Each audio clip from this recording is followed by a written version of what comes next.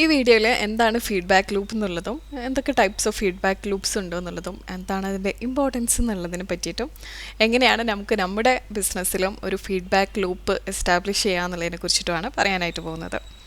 നമ്മളിപ്പോൾ ഒരു ഹോസ്പിറ്റലിലൊക്കെ വിസിറ്റ് ചെയ്ത് കഴിഞ്ഞാൽ നമുക്ക് കാണാം ഒരു കംപ്ലയിൻറ്റ് ബോക്സ് എന്ന് പറഞ്ഞിട്ട് എഴുതിയിട്ടുണ്ടാവും. നമുക്ക് എന്തെങ്കിലും കംപ്ലയിൻറ്റ്സ് ഉണ്ടെന്നുണ്ടെങ്കിൽ അതിനകത്ത് ഇടാം.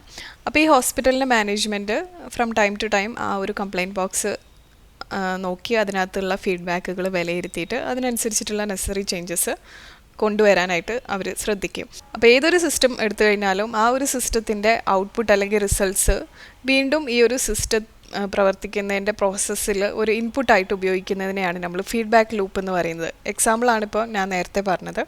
അതായത് ഇവിടെ ഹോസ്പിറ്റൽ ബിസിനസ്സാണ് സിസ്റ്റം എന്ന് പറയുന്നത്. പ്രോസസ്സ് എന്ന് പറയുന്നത് ഡേ ടു ഡേ ആക്ടിവിറ്റീസാണ്. ആ ഒരു ബിസിനസ്സിൽ നടന്നു പോകുന്ന day to day activities. Maybe ഒരു നഴ്സിൻ്റെ ബിഹേവിയർ നിങ്ങൾക്ക് ഇഷ്ടപ്പെട്ടിട്ടുണ്ടാവില്ല, അല്ലെങ്കിൽ ക്ലെൻലിനെസ് ഉണ്ടാവില്ല, ടോയ്ലറ്റ് പ്രോപ്പറായിട്ട് ഹൈജീൻ ആയിട്ടില്ല, ലാബിൽ റിസൾട്ട്സ് പ്രോപ്പറായിട്ട് കിട്ടുന്നില്ല. അപ്പോൾ ഇതിനൊക്കെ നിങ്ങൾ ഫീഡ്ബാക്ക് കൊടുക്കുകയാണെന്നുണ്ടെങ്കിൽ ആ ഒരു സിസ്റ്റത്തിൻ്റെ ഭാവിയിലുള്ള ഓപ്പറേഷൻസ് നിങ്ങളുടെ ഈ ഒരു ഫീഡ്ബാക്കിനെ ഡിപ്പെൻഡ് ചെയ്തിട്ടായിരിക്കും. അപ്പോൾ ഈ ഒരു ഫീഡ്ബാക്ക് ലൂപ്പ് എന്ന് പറയുന്ന ഈ ഒരു സിസ്റ്റം എങ്ങനെയാണ് എസ്റ്റാബ്ലിഷ് ചെയ്യുന്നത് എന്നുള്ളതിനെ പറ്റിയിട്ടാണ് ഈ ഒരു വീഡിയോയിൽ പറയാനായിട്ട് പോകുന്നത്. അപ്പോൾ രണ്ട് രീതിയിലുള്ള ഫീഡ്ബാക്ക് ലൂപ്പ് ഉണ്ട്. ഒന്ന് പോസിറ്റീവും ഒന്ന് നെഗറ്റീവും. പോസിറ്റീവ് ഫീഡ്ബാക്ക് ലൂപ്പ് എന്ന് പറഞ്ഞു കഴിഞ്ഞാൽ ഇപ്പോൾ ഒരു മാർക്കറ്റിങ്ങിൻ്റെ കേസ് എടുത്തു കഴിഞ്ഞാൽ ഒരു എഫക്റ്റീവായിട്ടുള്ള നല്ലൊരു ക്യാമ്പയിൻ നിങ്ങൾ റൺ ചെയ്തു എന്നുണ്ടെങ്കിൽ കൂടുതൽ കസ്റ്റമർ എൻഗേജ്മെൻറ്റ് നിങ്ങൾക്ക് ലഭിച്ചു. അതുപോലെ തന്നെ കൂടുതൽ കസ്റ്റമേഴ്സ് നിങ്ങളുടെ ബിസിനസ്സിലേക്ക് അട്രാക്റ്റ് ചെയ്യപ്പെട്ടു എന്നാണെന്നുണ്ടെങ്കിൽ ഒബ്വിയസ്ലി നിങ്ങളുടെ സെയിൽസ് കൂടും, അതുപോലെ ബ്രാൻഡ് വിസിബിലിറ്റി കൂടും. അപ്പോൾ ഇതൊരു പോസിറ്റീവ് ഫീഡ്ബാക്ക് ലൂപ്പാണ്.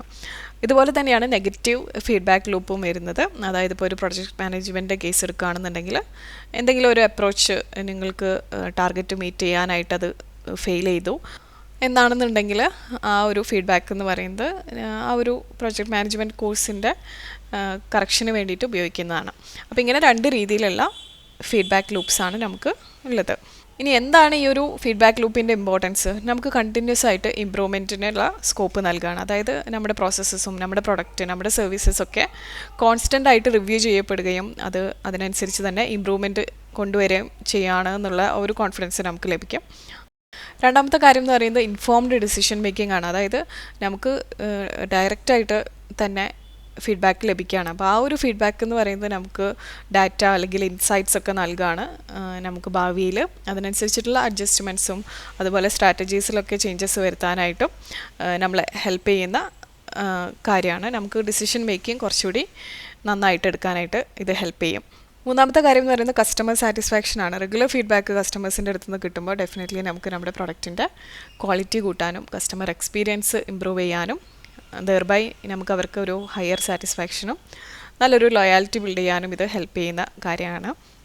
നാലാമത്തെ കാര്യം എന്ന് പറയുന്നത് എംപ്ലോയി പെർഫോമൻസ് കൂട്ടുക എന്നുള്ളതാണ്. അപ്പം ഒരു ഫീഡ്ബാക്ക് ലൂപ്പ് നിങ്ങൾ എസ്റ്റാബ്ലിഷ് ചെയ്യുകയാണെന്നുണ്ടെങ്കിൽ നിങ്ങളുടെ ടീമിനിടയ്ക്ക് തന്നെ കമ്മ്യൂണിക്കേഷൻ ഇമ്പ്രൂവ് ആവും, അതുപോലെ എംപ്ലോയി ഡെവലപ്മെൻറ്റിനും ഇത് ഹെൽപ്പാവും.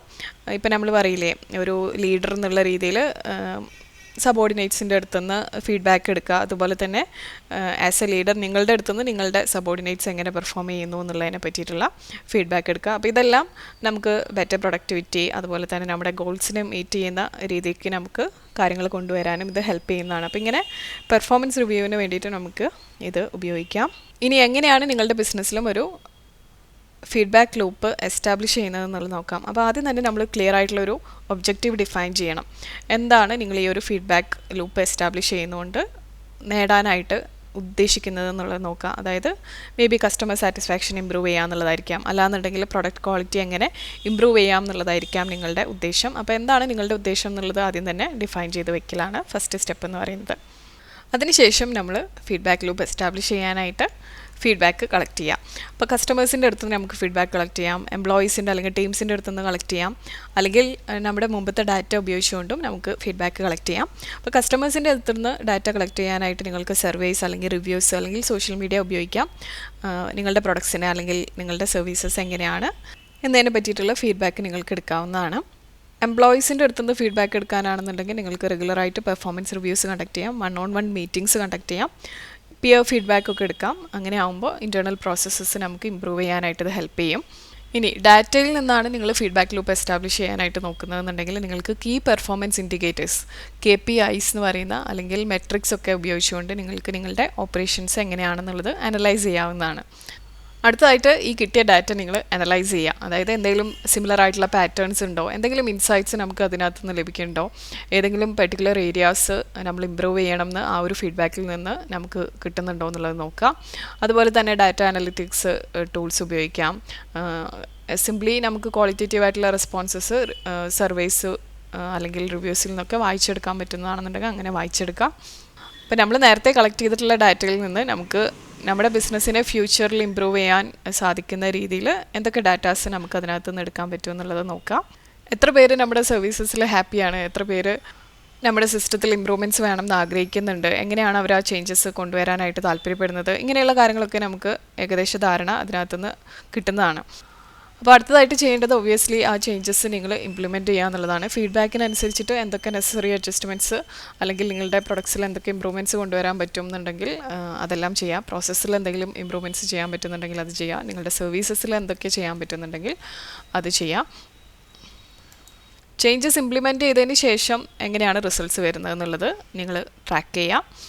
എന്താണ് അതിൻ്റെ ഇമ്പാക്റ്റ് എന്നുള്ളതും അതുപോലെ എന്തൊക്കെ അഡ്ജസ്റ്റ്മെൻറ്റ്സ് ആണ് ഇമ്പ്രൂവ്മെൻറ്റ്സിലേക്ക് നമ്മളെ എത്തിച്ചിട്ടുള്ളത് എന്നുള്ളതും വാച്ച് ചെയ്യാം. കസ്റ്റമേഴ്സ് എന്തെങ്കിലും കൺസേൺസോ കാര്യങ്ങളോ പറഞ്ഞിട്ടുണ്ട് അല്ലെങ്കിൽ നമ്മുടെ സർവീസസിൽ ഹാപ്പി ആണെന്നുണ്ടെങ്കിൽ നമുക്ക് താങ്ക് യു പറയാം അവരുടെ ഫീഡ്ബാക്കിന്.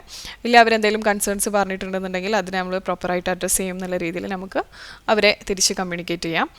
ഫൈനലായിട്ട് ചെയ്യേണ്ട കാര്യം കണ്ടിന്യൂസ്ലി നമ്മൾ ഈ ഒരു പ്രോസസ്സ് കീപ്പപ്പ് ചെയ്യുക എന്നുള്ളതാണ്. ഈ ഒരു feedback loop constantly data collect ചെയ്യുന്ന അനലൈസ് ചെയ്യുന്ന ആ ഒരു ഫീഡ്ബാക്കിനപ്പോൾ ആക്ട് ചെയ്യുന്ന രീതിയിൽ നിങ്ങൾ ആ ഒരു പ്രോസസ്സിനെ എസ്റ്റാബ്ലിഷ് ചെയ്യുക. അങ്ങനെ ആകുമ്പോൾ നമുക്ക് ഓൺഗോയിങ് ആയിട്ട് ഇമ്പ്രൂവ്മെൻറ്റ് തന്നെയാണ് ലഭിക്കുന്നത് എന്നുള്ള കാര്യം ഉറപ്പുവരുത്താനായിട്ട് സാധിക്കും.